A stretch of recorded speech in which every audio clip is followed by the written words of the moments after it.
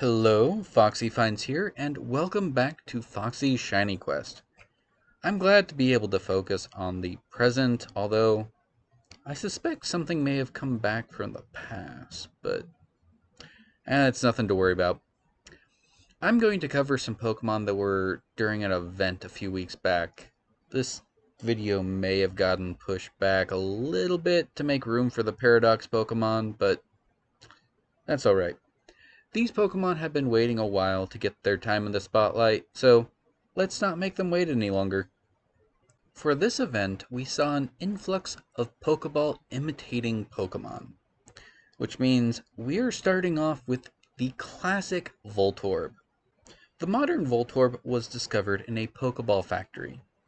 This led many to believe that this Pokemon was a Pokeball brought to life in some way.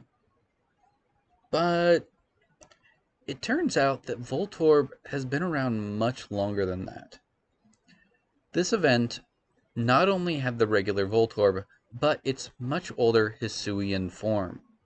Now, for the purpose of this challenge, both Voltorb's forms together still only count as one Pokemon, but back to my previous point.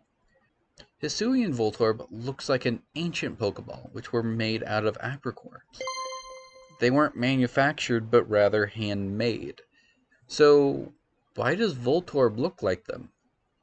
It appears to me that Voltorb is imitating the Pokeballs, not made from them. These Pokemon are a little scary to encounter because they often know self-destructing moves. Electrode is in the same boat as Voltorb, being prone to exploding.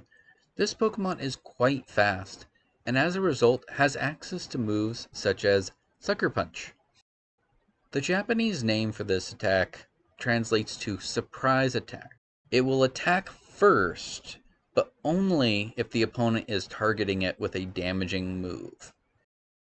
Having been translated into Sucker Punch in English, we get the amusing situation of imagining this Pokemon throwing punches somehow. In Generation 5, Pokemon did a soft reset.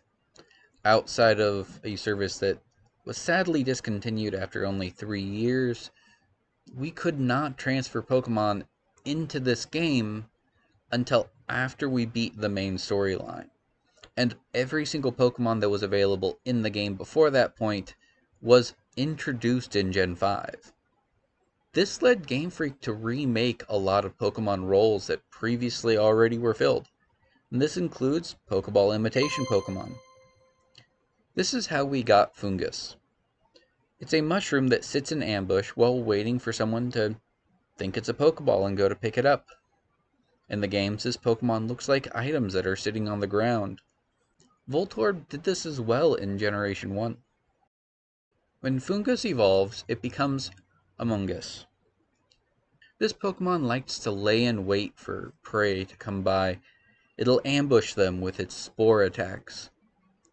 This Pokemon, as a result, is quite competitively viable. It has access to a lot of moves that are very good for controlling the environment, and that's quite useful and competitive.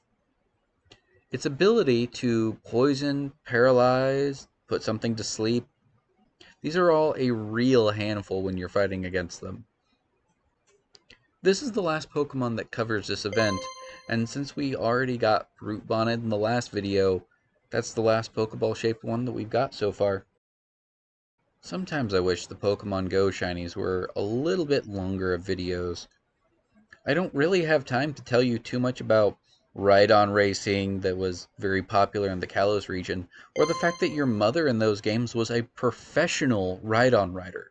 Like, she's probably the most interesting mother of all the Pokemon games. Back to Rhydon though, I love that its coloration makes it look like it's made of clay instead of just rocks. This was a really cool find for me.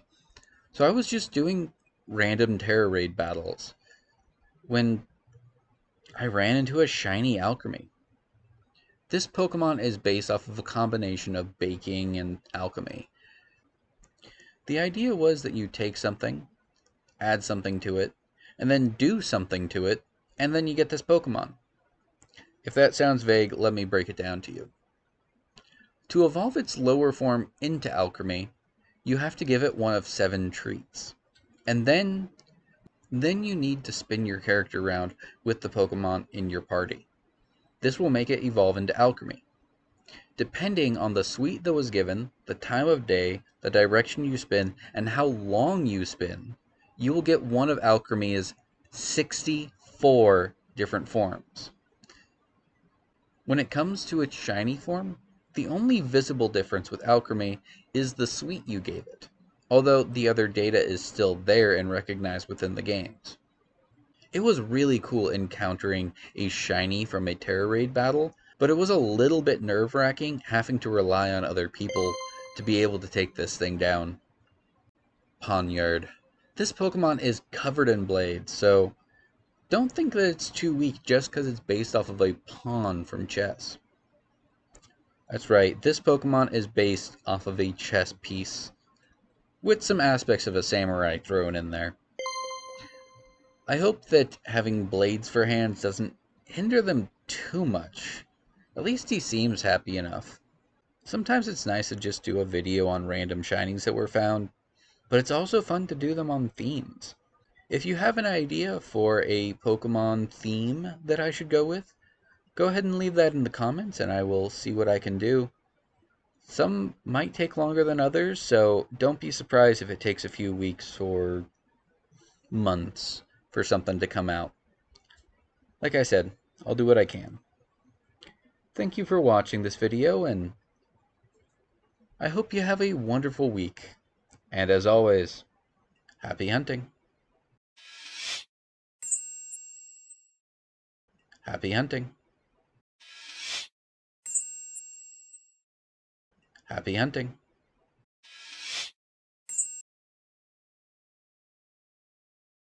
Happy. Good night.